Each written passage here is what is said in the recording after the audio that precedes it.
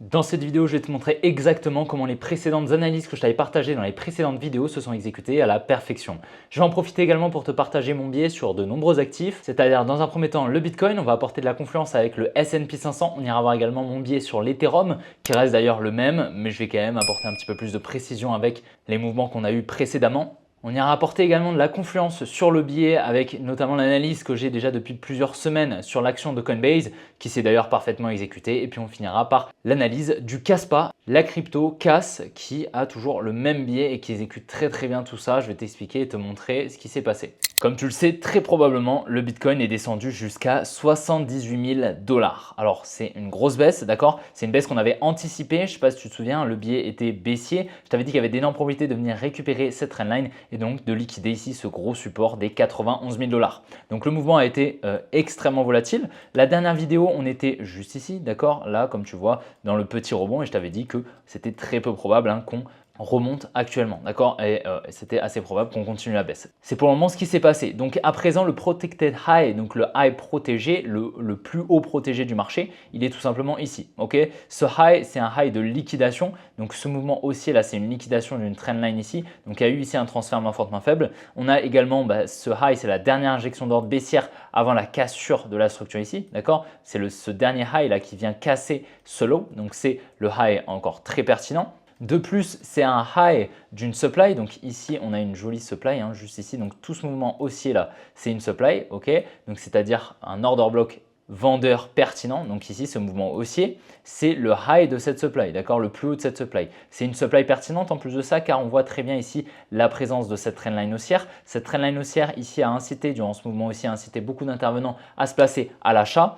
Et en face, tout simplement, la smart money a pu se placer en vente. Donc voilà, on a apporté beaucoup de confluence ici sur ce high protégé, c'est-à-dire que si on vient à le casser, il y a de fortes probabilités qu'on aille chercher beaucoup plus haut, d'accord? Car la tendance passera haussière et donc la smart money ne viendra plus protéger ses positions en vente. Car ce high est vraiment très important, c'est le high des 99 560 $.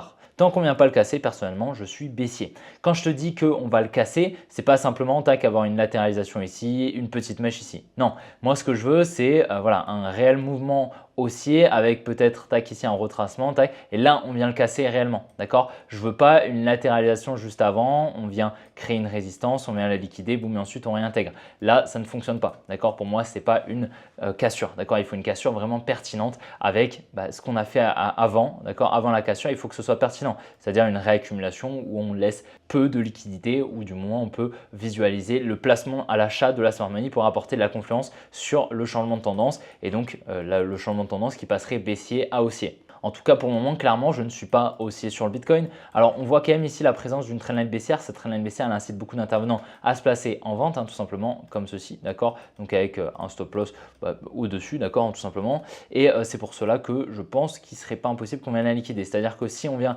casser cette trendline, il y a beaucoup d'intervenants ici qui se placeraient à l'achat et donc ça servirait de contrepartie à la smart money pour se placer en vente. En tout cas, voilà, il faut la repérer. Je ne dis pas forcément qu'on va la liquider, ce n'est pas obligatoire, mais en tout cas, je pense que c'est possible. Ok, là, comme tu le vois, on a ce mouvement baissier, donc ce bloc institutionnel entre ici ce high et ce low. Tout ça, c'est un bloc institutionnel baissier dans lequel on est en train de revenir. Tu vois, on est en train d'effectuer la mitigation des ordres de la smart money. Tu vois, on est bien en train de revenir dedans. Donc ça, c'est plutôt normal. C'était assez anticipable. Ici, donc, on a une supply qui est très intéressante. On est revenu dedans. C'est pour ça qu'on réagit, bien sûr. Et voilà, va falloir voir à présent, est-ce qu'on réaccumule, tac, on vient chercher un petit peu plus bas peut-être, on accumule, on repart à la hausse, on vient casser ce high, d'accord, c'est possible. Personnellement, je ne pense pas. Ok, personnellement, je ne pense pas. Je vais te montrer avec la confiance que je peux apporter, notamment sur le S&P 500, mais sur d'autres cryptos également, d'accord. Tu le sais, il y a très peu de probabilité que les altcoins soient haussiers et que le Bitcoin soit baissier ou vice-versa, d'accord. Généralement, ils ont tous le même biais. On avait apporté beaucoup de confiance, même avec des actions corrélées donc au marché crypto, c'est-à-dire Coinbase et MicroStrategy. Et c'est pour ça qu'on avait ce biais qui était extrêmement probable avec cette distribution et donc ce gros support qui apportait d'énormes confluences sur la liquidation et un retour probable au niveau des 72 000 $. Pourquoi les 72 000 $? Alors comme tu le vois ici, le dernier mouvement baissier avant la grosse expansion haussière ici, c'est ici ce mouvement baissier. D'accord, on a le mouvement baissier, boum, et la grosse expansion haussière. Donc ce mouvement baissier, c'est ce qu'on va appeler un order block. Cet order block, il est très pertinent, il est ici au niveau d'une résistance qui a donc permis un transfert main forte, main faible juste là durant ce mouvement baissier. Et donc ici, la smart money a beaucoup d'ordres injectés. Personnellement, je pense que ce serait pertinent d'y revenir. En tout cas, du moins, c'est la zone pour le moment personnellement que je pense la plus pertinente pour avoir un changement de tendance à plus long terme, d'accord, pour aller chercher des plus hauts. En tout cas, ici, peut-être qu'on en a un, peut-être qu'on a le changement de structure, hein, ce n'est pas du tout impossible. On peut voir, hein, par exemple, avec l'or, on avait un petit peu la même chose, c'est-à-dire qu'on était revenu ici, comme tu le vois, récupérer cette demand juste là et on n'est pas tout à fait venu la chercher, on s'est arrêté juste avant et ensuite on est reparti. Ce n'est pas du tout impossible qu'il se passe la même chose, d'accord? Ce n'est pas du tout impossible. Personnellement, en tout cas, je pense que c'est la zone la plus pertinente. Du moins, si je dois intervenir, le plus pertinent, ce serait d'aller chercher la demand des 73 500 environ. Comme je te dis, hein, ma zone d'invalidation, c'est donc ce high ici au niveau des 99 600. On n'est pas du tout à l'abri qu'on aille le casser et qu'au final, on reparte pour un mouvement haussier. Ce n'est pas impossible. Personnellement, ce n'est pas ce qui me paraît le plus probable. On voit ici, si on monte un petit peu en time frame, un gros M-top. Donc, c'est tout simplement une figure chartiste pour la majorité d'intervenants et donc ça fait vendre énormément ici. Ok, il faut se dire qu'à la cassure de cette neckline ici, il y a eu beaucoup d'intervenants ici qui ont vendu et c'est pour cela que la smart money a pu potentiellement se servir de cette contrepartie pour injecter ses positions à l'achat. C'est pour ça que ce low pourrait potentiellement être protégé, mais comme je te dis, tant qu'on n'a pas cette réelle cassure, je reste toujours baissier et à ce moment-là, ma next target, c'est les 73 000 $.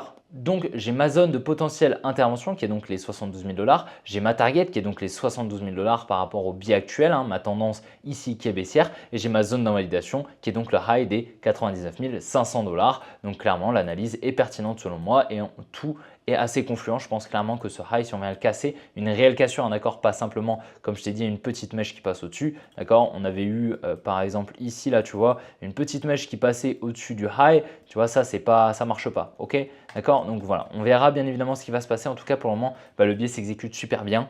On a bien ici la récupération du support des 90 000 $ qui était donc assez probable, on en avait parlé. Donc on n'est pas très surpris. Voici ce que j'attendais sur le S&P 500 il y a déjà plus d'une semaine, hein, d'accord, c'était déjà il y a un moment. Je m'attendais donc à la liquidation de cette trendline ici, donc on vient la récupérer, boum, et ensuite on réintègre, on vient casser la structure, on vient récupérer le support, plus la trendline ici qui est plus basse, ok. Donc je vais te montrer ce qui s'est passé entre temps. Donc comme tu vois, on a eu donc le buying climax ici, donc ce gros mouvement haussier qui commence la distribution. On a donc après l'automatic rally juste là, après le buying climax, qui est donc juste ici, d'accord, donc c'est ce mouvement baissier. On a plusieurs ST juste ici qui viennent donc avec le buying climax créer une trendline. On a eu la liquidation de la trendline, la réintégration, on est venu shift la structure juste ici, d'accord. On est venu récupérer la trailing range, donc le petit support dont je te parlais juste avant, hein, ici, d'accord, le petit support. Donc c'était de la liquidité, d'accord, les supports, les résistances, les trendlines, ça incite énormément d'intervenants à se placer. Ça crée donc de la liquidité pour nous et il y a donc de fortes probabilités qu'on vienne les récupérer généralement. Donc on est bien venu les récupérer. Ici, tu vois, on a une jolie réaction au niveau de la trendline dont je te parlais juste avant. Tu vois, jolie réaction haussière. On vient donc conforter cette trendline. Il y a donc encore plus d'intervenants ici qui viennent se placer avec un stop loss par ici, mais un stop loss également sous ce low. Et donc, selon moi, il y a de fortes probabilités qu'on aille liquider cette trendline sous peu. Si on descend un petit peu en time frame, on va regarder un petit peu ce qui se passe. Alors, on a un petit peu de liquidité ici, ok, donc au-dessus de ces highs. Par contre, pour moi, la supply intéressante, c'est celle dans laquelle nous sommes actuellement, c'est-à-dire tout ce mouvement haussier, d'accord. Pour moi, c'est vraiment tout ce mouvement haussier qui est pertinent ici grâce justement à ce support. Il faut se dire que lorsqu'on est venu au contact du support juste ici, il y a eu énormément d'intervenants ici qui pensaient qu'on allait repartir à la hausse, ok, qu'on allait tenir ce support et qu'on allait repartir à la hausse. Donc il y a beaucoup d'intervenants ici qui ont acheté, en face la smart money a pu vendre et donc je pense qu'il y a eu un transfert main forte main faible ici à court terme, d'accord, donc pour la continuation baissière, donc une redistribution. Personnellement, je pense qu'on devrait, je pense, hein, selon moi, protéger ici ce high au niveau des 600 points environ sur le SPY, donc le S&P 500, c'est tout simplement un ETF, hein, d'accord, qui réplique la valeur du S&P 500, le SPY, ok, qui est donc coté. Donc personnellement, le biais, selon moi, reste baissier. Ça donc conflue avec le biais sur Bitcoin. C'est plutôt le biais sur S&P 500 qui permet d'apporter de la confluence sur le biais sur Bitcoin, d'accord. Et donc, je pense personnellement qu'on peut s'attendre à un mouvement baissier ici avec la belle distribution qui a pris place, qu'on avait très bien anticipé. En tout cas, personnellement, c'est ce qui me paraît le plus probable. Bon alors sur Ethereum, malheureusement on n'était pas venu chercher ma zone ici pour shorter. Donc ma zone ici, je m'attendais à un rebond. Ici venir récupérer ma zone des 3000 $ pour shorter. Ici je voulais shorter pour aller targeter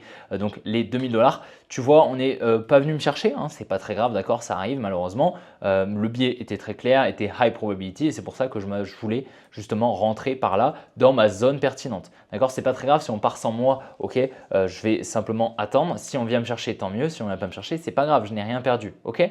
Des opportunités, il y en a des milliers sur les marchés, il n'y a pas de problème là-dessus. Ici, le high protégé pour moi, il reste ici au niveau des 3400 car on a eu cette liquidation, donc il reste toujours très pertinent. Ici, par contre, voilà, on a encore un petit peu de liquidité au niveau de ces highs, au niveau des 2850. C'est pour ça que je ne mettrai pas le high au niveau de ce niveau de prix, d'accord? Donc le high protégé, donc l'invalidation du biais baissier, c'est-à-dire le changement de structure. Personnellement, ici, je vois très clairement ce support toujours. Ce support, ça fait plusieurs mois qu'on l'a et plusieurs mois que je pense qu'on va le liquider. Là, ici, on vient le conforter une multitude de fois en l'espace de quelques semaines. Personnellement, je pense clairement que ça augmente la probabilité, c'est même, en fait je suis sûr personnellement, du moins c'est moi en tout cas, c'est selon moi mon analyse, mes critères, mais en tout cas ça augmente pour moi la probabilité qu'on vienne liquider ce support de manière très franche et donc récupérer ici les 1700 $ dans cette demand, donc ce mouvement baissier ici et la liquidation de cette plus grosse trendline haussière. Ok, on voit bien ici le petit rebond là qui a donc fait, voilà, comment dire, il y a eu beaucoup de gens, beaucoup d'intervenants qui ont eu un regain d'espoir ici avec ce petit mouvement haussier qui a pris place hier. Selon moi, il n'y a rien de fou, d'accord, ici on est toujours baissier, d'accord, le biais est toujours baissier, bien sûr. Comme je te l'ai dit juste avant, on a de la liquidité ici, on a le gros support au niveau des 2000 $. Alors bien évidemment, il faut se dire que voilà, cette petite réaction, c'est évident que ça fait donner de l'espoir, d'accord. Il y a beaucoup de gens qui étaient en panique, entre guillemets, donc un simple mouvement haussier, ça donne de l'espoir. En plus de ça, bien sûr, on est au-dessus de ce support des 2000 $. Les supports, les résistances, les trendlines, comme je te l'ai dit juste avant, ça incite énormément d'intervenants à se placer car la majorité des intervenants trade avec ça. Donc après, voilà, à toi de voir si tu as envie de faire partie de la majorité ou non. Ça, c'est vraiment toi qui vois. Ça peut marcher, tu peux être rentable avec les supports, les résistances, les trendlines, bien évidemment. Maintenant, ça t'apporte selon moi pas la compréhension, en tout cas pas la compréhension moi qui me plaît. Et c'est pour ça justement que je suis allé plus loin dans mon apprentissage il y a plusieurs années. En tout cas, il faut se dire que selon moi, là, il y a énormément d'intervenants qui se sont placés, même hier, simplement juste avec directement ce support et la petite réaction, la petite volatilité qui a pris place hier.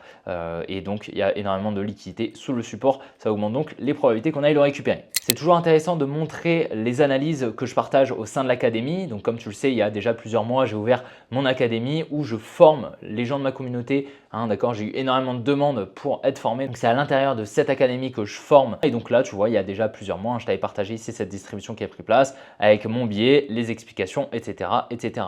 Donc, bien sûr, il y a pas mal de termes techniques, etc. Mais car, en fait, tout simplement, au sein de l'académie, la communauté est éduquée. D'accord, tout ça, ils le comprennent très bien. D'accord, le MSS, la tiers, etc., etc. Donc ça pose pas de problème. Donc pour te faire un petit récap, cette analyse, c'était tout simplement juste là, d'accord. On était juste ici, ok. Donc on avait le Buy Climax, l'Automatic Rally, le ST et le Uptrust. On a eu le Market Structure Shift, donc le MSS dont je te parlais juste avant, juste ici. On est passé baissier et je m'attendais donc ma next target, c'était la demand ici au niveau des 220 $. Comme tu vois, on est très bienvenu la récupérer, ma petite cible juste ici. On avait même entre temps fait une petite update avec donc le mouvement baissier ici que j'attendais, etc., etc.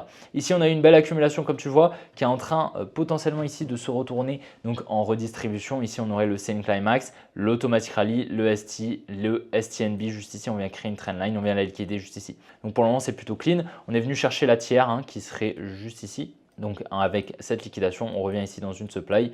Ici, on pourrait donc s'attendre à un mouvement baissier selon moi. À voir bien évidemment pour le moment. Le biais reste baissier avec un high protégé qui serait juste ici. Okay, donc au niveau des 270 $. Donc tu vois, ça fait quand même une baisse depuis l'analyse de 40%. C'est quand même pas rien, d'accord, notamment sur les actions. Et c'est ça qui nous avait permis d'apporter de la confiance sur le biais baissier sur le Bitcoin. Ici, on voit bien une trendline ici qui est en formation, d'accord, donc ça augmente les probabilités tout simplement qu'on vienne la liquider et qu'on effectue un mouvement baissier supplémentaire, ok, sur l'action de Coinbase. Et donc ça apporte de la confiance sur toutes les analyses que je te partage, car bien évidemment Coinbase, son action, son prix est très corrélé bien évidemment au prix du Bitcoin, d'accord, et à l'affluence que va avoir les cryptos, étant donné que c'est le deuxième plus gros exchange au monde et donc il se rémunère principalement grâce aux frais. Donc plus il y a d'intérêt envers les cryptos, plus il y aura de gens qui vont trader, plus Coinbase va faire du chiffre d'affaires et donc forcément l'order flow sera haussier s'il y a une grosse affluence sur les cryptos. Ici, en tout cas, c'est pas ce que j'envisage. Sur la crypto, casse pas, le biais reste toujours baissier, comme tu vois juste là, hein, d'accord. Cette analyse, je l'ai depuis les 16 centimes, ok, les 16 centimes, je m'attendais à ce mouvement baissier, donc les 16 centimes, c'est où? C'est tout simplement ici. Voilà, donc par ici, ok. J'avais même fait une update avec cette dernière liquidation, etc. Donc le biais reste baissier. On attendait précédemment la liquidation ici du support des 10 centimes, hein, d'accord. Donc on est très bien venu les récupérer. Ici, par la suite, hein, donc on est venu conforter ici un nouveau support au niveau des 7 centimes. Comme je t'avais expliqué, hein, mais ici, ce petit rebond, selon moi, il apportait beaucoup de confluence pour venir liquider les 7 centimes. Et ma target, c'est toujours les 5 centimes ici. Donc, tu vois, ça fait depuis ici la hausse, ça fait environ moins 70% sur le Caspa. Donc, une très belle analyse. Hein. Voilà, faut se dire que j'ai reçu, lorsque j'avais partagé cette analyse, beaucoup de haters, entre guillemets, beaucoup de gens qui n'étaient pas d'accord avec moi. Et en fait, ça m'a confluencé, on va dire, sur mon analyse, d'accord. La majorité perdent sur les cryptos, sur les marchés en général, pas seulement les cryptos. Donc, si tu es dans le même sens que la majorité, sache que c'est un petit peu comme si tu avais perdu. J'avais d'ailleurs partagé une petite citation dans le canal Telegram, d'ailleurs c'est gratuit, tu peux le rejoindre. Hein. Mais Bernard Arnault disait que seuls les poissons morts naviguent dans le sens du courant. Autant te dire que le but, bien sûr, c'est de ne pas être mort, ok. Donc, si tu veux pas mourir, navigue dans l'autre sens du courant. Et donc, si ton analyse que tu as déterminé est à l'inverse de la majorité, généralement, tu as plutôt raison dans la majorité des cas. Bien évidemment, pas dans 100% des cas, bien sûr. Ici, le Protected High, donc le high protégé est toujours ici au niveau des 0,135 hein, toujours. Et pour moi, la next target, c'est toujours les 5 centimes. Ok, et je m'attends à la continuation baissière. Donc pour le moment, le biais, hein, toutes les updates, pour le moment, malheureusement, elles sont plus ou moins baissières. Hein, d'accord, on a toujours ce biais baissier qui est très clair, d'accord, et très visible. Donc même si l'analyse prend du temps, d'accord, c'est pas un problème. Bien évidemment, une baisse, ça ne dure pas une semaine, hein, d'accord. Ça, c'est évident. Même un mouvement, surtout un mouvement long terme que j'attendais. Donc ça, cette analyse, je ne sais pas, je dois l'avoir depuis, je pense, fin juin ou début juillet, hein, tu vois. Ouais, on était à peu près là-dessus, hein, fin juillet. Donc, bien évidemment, c'est évident que ça n'allait pas se faire en une semaine. Et donc, on se retrouve ici plusieurs mois après en train justement de constater l'exécution de cette analyse. Donc c'est plutôt cool et le biais reste baissier sur le Caspa. Par contre, les 5 centimes seront potentiellement une bonne zone pour recharger du Caspa. J'espère vraiment que la vidéo t'a plu. Si c'est le cas, n'hésite pas à la liker et à t'abonner. Si ce n'est pas déjà fait, demain on ira voir la réserve fédérale de Trump aux États-Unis. Ok, on ira voir pas mal d'actifs corrélés justement à cette réserve fédérale, notamment le XRP, le ADA. On ira voir les réactions qui ont pris place sur le marché et puis on ira faire toujours une update sur le Bitcoin. Dans tous les cas, n'hésiteront pas à me rejoindre sur mes autres réseaux qui sont directement en description. C'est gratuit. On se retrouvera demain pour une prochaine vidéo comme d'habitude. Allez, ciao les gars!